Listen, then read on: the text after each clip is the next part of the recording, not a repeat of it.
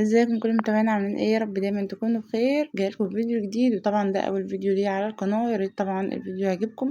النهارده هنعمل التورتيه القمر اللي انتوا شايفينها دي 28 في 28، حاجه كده تحفه جدا زي المحلات واحسن كمان. هقولك النهارده كل التفاصيل في قلب الفيديو، واقولك الاسبونج تعمليه ازاي والتزيين ازاي، حتى لو مفيش عندك يعني الكادر اللي انت هتعملي فيه التورتيه المربعه. اقولك ازاي النهارده تطلعيها بالشكل اللي انتوا شايفينه ده. تابع معايا الفيديو للاخر كده. ولو اول مره تشوفي القناه بتاعتي، يا ريت تشتركي في القناه كده وتفعلي الجرس على الكل، عشان طبعا كل ما انزل فيديو جديد يوصلك اشعار جديد مني.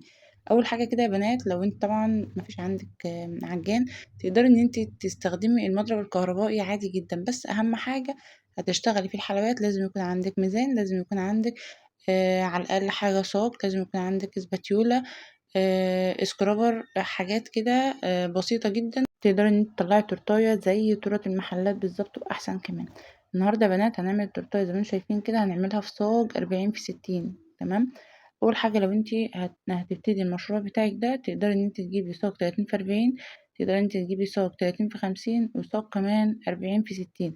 التلات مقاسات دول يكونوا موجودين عندك. هتطلعي بصي عروض، وتطلعي كمان من أول مقاس 14 كده، 16، 18، 20، 22، 26. بصوا المقاسات كلها، حتى الطرق المربعة كمان من السجان دي. التلات سجان دوت لو موجودين عندك هتطلعي شغل أحسن طبعا من ما يكون انت ما عندكيش حاجة أو لسه مبتدئة ومفيش مثلا آه، يعني مش قادرة ان انت مثلا تجيبي كل الأدوات كلها مرة واحدة.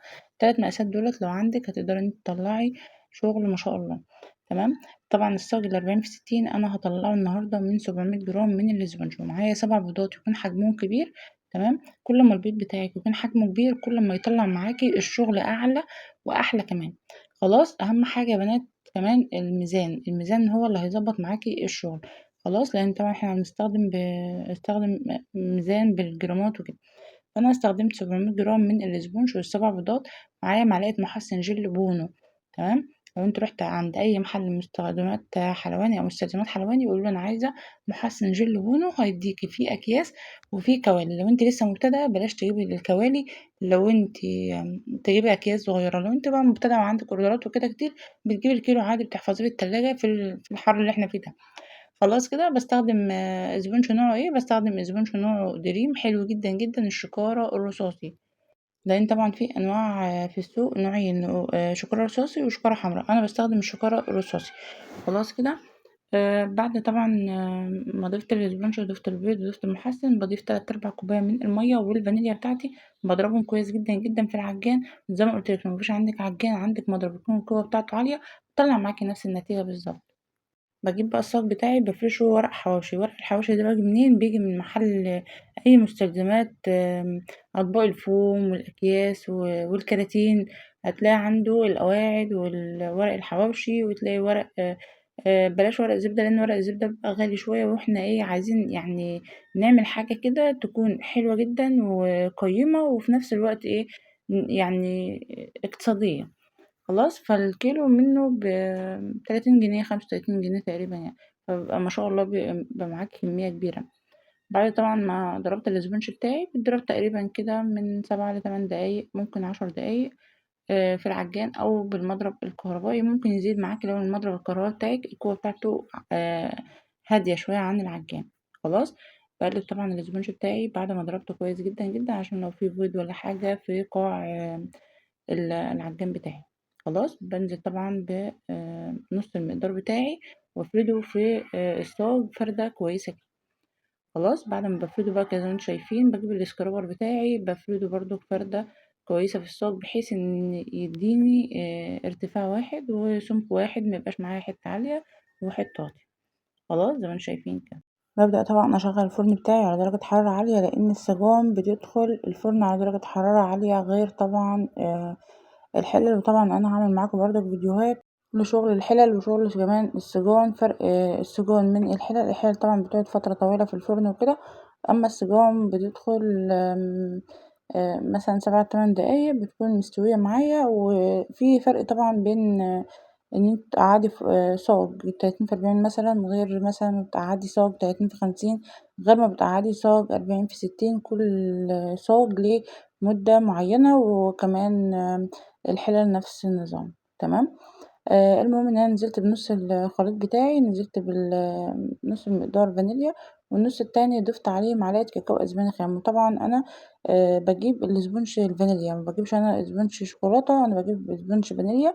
وطبعا لو أنا عايزة أقلب الاسبونج شوكولاتة بحط معلقة كاكاو أسباني خام وخلاص، بكده قلبته شوكولاتة وبيطلع معايا نفس النتيجة بالظبط. خلاص كده، بعد طبعا ما استخدمت معلقة كاكاو أسباني خام، لازم طبعا تنخلي المعلقة اللي انت ضفتيها على الاسبونج، لان طبعا لو ضفتي الكاكاو على يعني الخليط بتاعك مباشر كده، طبعا الكاكاو بيبقى فيه تكتلات، مهما تضربي في الاسبونج بتاعك هتفضل التكتلات دي موجودة حتى لما يستوي الاسبونج بتاعك ويطلع. تيجي تبص له فيه حبيبات كده عاملة زي بصوا الدقيق كده، فمش هتفك معاكي خالص. خلاص، فانت لما تنخليه كده يبقى مفيش فيه تكتلات، فبيطلع معاكي مظبوط. خلاص، انا بعد كده ما حطيت الاسبونج بتاعي، قسمته كده على نصين زي ما انتم شايفين كده.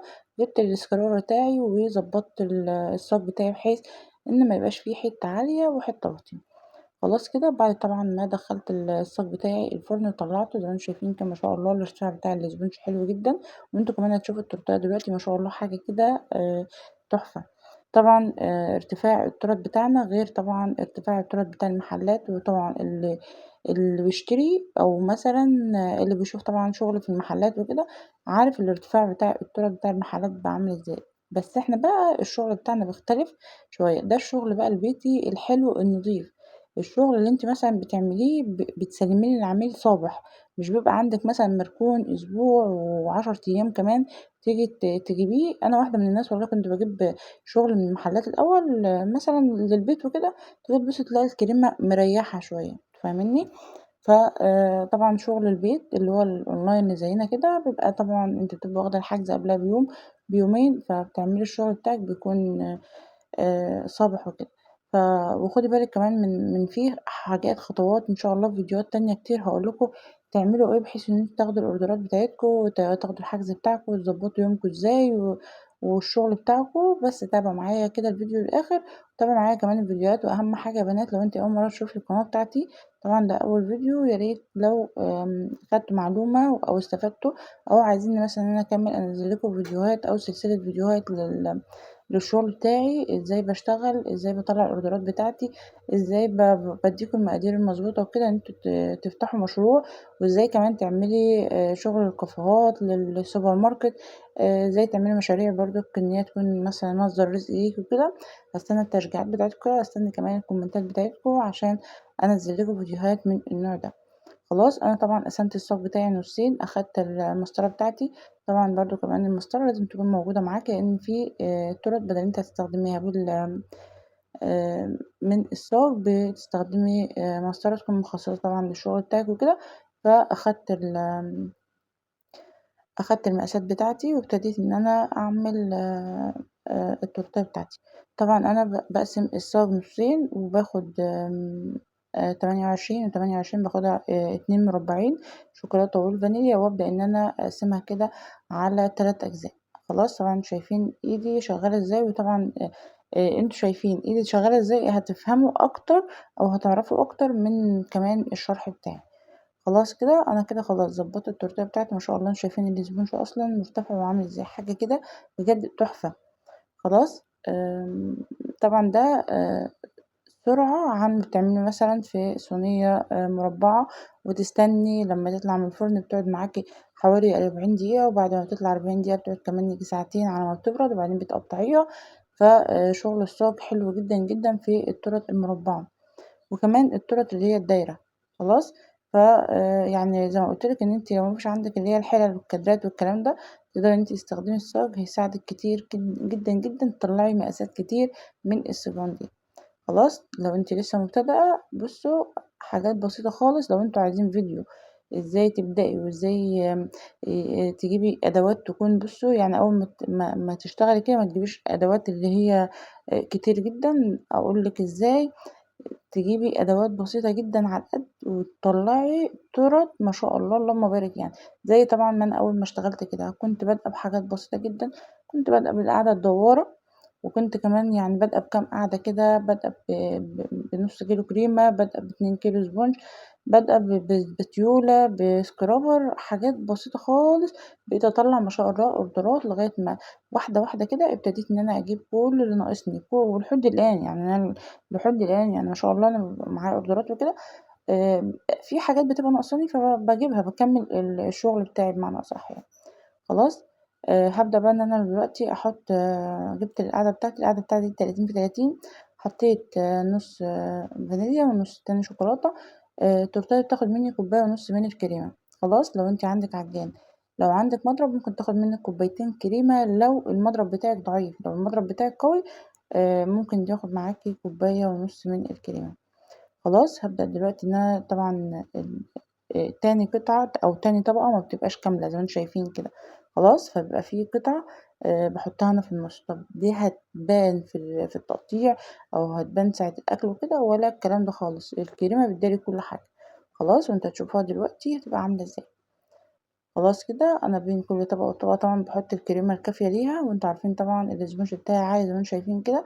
هابدأ إن أنا أحط الكريمة تكون طبقة كويسة كده، غير طبعًا أنتِ بتجيبيها من محلات بتحسي إن أنا عن نفسي أنا باحس إن الكريمة كتير جدًا، جدًا عن الاسبونج. باحس إن الاسبونج حاجة بسيطة خالص، تحسي إن أنتِ بتاكلي أصلًا كلها كريمة كده. طب لو أنا عايزة أعمل تورتاية وعايزة أطعّم الكريمة بتاعتها. خلاص، طبعًا الكريمة أنا باحط دلوقتي عشان إحنا في الصيف وكده، باحط على كل كوباية كريمة كوباية مَيّة متلجة بحيث إن هي تدّي لي القوام المتماسك. خلاص، طبعًا عشان لو عندِك الجو حَر زي حالاتي كده. عشان تدّيني قوام متماسك. باحط بقى الكريم باستري على معلقة واحدة على الكريمة وهي بتتضرب. عندِك لبن بودرة وعايزة تضيفي بتطعّمي الكريمة بتاعتِك عادي برضه ما فيش مشكلة. طب أنا ما عنديش مثلًا كريم باستري وعايزة أطعّم الكريمة بتاعتي، ممكن معلقة نوتيلا بيضا برضك أو معلقة جناش أبيض برضك هتدّيكِ طعم حلو أوي تيست عالي جدًا. خلاص، هابدأ دلوقتي بعد ما حطيت 3 طبقات بتوعي هاجيب الترانش بتاعي وأبدأ إن أنا أقطّع الجوانب كده. طبعًا أنا مش باقطّع يعني، ده أنا بُصّوا باشيل حاجة كده لا تُذكر من التورتاية بحيث إن أنا أضبّط الجوانب بتاعتها، بحيث إن لمّا آجي أجلِّس على حاجة تكون يعني إيه، ما الاقيش حاجة عالية، حاجة واطية، حاجة بارزة كده يعني. أكون مجلِّسة كده التورتاية تكون مرسومة كده زي القلم يعني. خلاص؟ زي ما أنتم شايفين. هابدأ بقى إن أنا أجلِّس التورتاية بتاعتي تجليسة كويسة كده. زي ما قُلت لكم التورتاية دي واخدة مني كوباية ونُص من الكريمة، ممكن تاخد أقل من كوباية ونُص لو مش هتعملي روزيتات فوق. خلاص، بعد طبعًا ما جلِّست التورتاية زي ما أنتم شايفين كده، هاجيب بقى مربة الحليب بتِب صغير جدًا، جدًا. هابدأ إن أنا أعمل الشكل ده. طبعًا لو العميل طالب منِّك شكل معيّن بتنفّذيه، لو مش طالب منِّك شكل معيّن زي طبعًا ما مطلوب مني النهارده بشكل مش معيّن خالص، فهي بتيجي كده. وقت التزيين بتيجي كده التورتاية بتطلع ما شاء الله يعني آآ زي ما زي ما بتطلع بقى، بس بتطلع حاجة كده حلوة. أنتِ لازم طبعًا يكون عندِك خلفية كده بالتزيين، لازم يكون عندِك إحساس كده في التزيين عشان الحاجة تطلع معاكِ حلوة. طبعًا أنا كنت باشرى شوكولاتة بمبشرة عادية، بابشرها عادي تطلع معايا الشكل اللي أنتم شايفينه ده. طبعًا أنا في الجهة دي نسيت أحط جناش، ولمّا افتكرت إن أنا ما حطيتش جناش حطيت في آخر حتة كده. خلاص، هابدأ بقى إن أنا أعمل دريبات كده على التورتاية زي ما أنتم شايفين كده.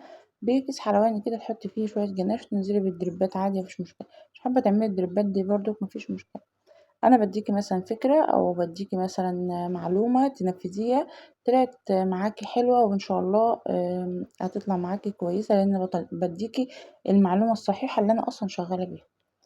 خلاص كده عملت طبعًا الجناش. طبعًا إن شاء الله هاعمل لكم الجناش برضك على القناة، بحيث طبعًا اللي عايزة تبتدي مشروع وكده تبقى عندها فكرة من كل حاجة، الإسفنجات والجناش، عندها فكرة بالتزيين، كل حاجة إن شاء الله يعني. خلاص، هابدأ بقى إن أنا أحط كمان في الجهة بتاعة الشوكولاتة اللي أنا هاحطها. حطيت طبعًا الجناش أول ما افتكرت كمان، وأنزل ببقية الشوكولاتة المبشورة معايا على الجهة دي كمان. خلاص، حاجة كده على فكرة بسيطة جدًا وتزيين بسيط جدًا، جدًا، بتطلّع معاك التورتاية ما شاء الله. التورتاية دي بتطلّعها بكام؟ باطلّعها ب350 جنيه. تمام. بس أنا طبعًا مش هاقول لِك ب350 جنيه تاخدي مني السعر وتطلّعي ب350 جنيه. أنا طبعًا عندي الأسعار غير عندِك، عندي المنطقة بتاعتي غير عندِك. ممكن المنطقة بتاعتِك تكون بُصّوا الأسعار بتاعتها بتاعة الخامات تكون أغلى من عندي، فأنتِ طبعًا لو أنتِ طلّعتِ نفس السعر بتاعي هتخسري. خلاص، فأنا عشان أنا الخامات عندي إن شاء الله لمّا أعمل فيديو مشتريات هانزّل لكم الأسعار اللي أنا باشتري بيها، وتشوفي تقارني بين الأسعار اللي عندي وعندِك وكده، تعملي برضك ممكن أعمل لكم فيديو إن شاء الله. طبعًا ده بيترتب على إيه، على اللي أنتم مثلًا تكونوا مشجعينّي، لو شجعتوني هتلاقوني بانزّل لكم إن شاء الله فيديوهات كتير جدًا، جدًا عن التسعير وعن كل حاجة، وإزاي تحسبي الخامات بتاعِك، وإزاي تطلّعي كمان تورتاية زي ما أنتم شايفين كده ما شاء الله اللهم بارك يعني، حاجة كده تحفة. ده كان الفيديو بتاعي النهارده، يا رب بقى الفيديو يكون عجبك، ولو الفيديو عجبك يا ريت تحط اللايك بتاعك الحلو، كومنت جنب منك وتقولي لي بتابعيني منين، أترككم بقى في رعاية الله، أشوفكم في فيديو جديد إن شاء الله.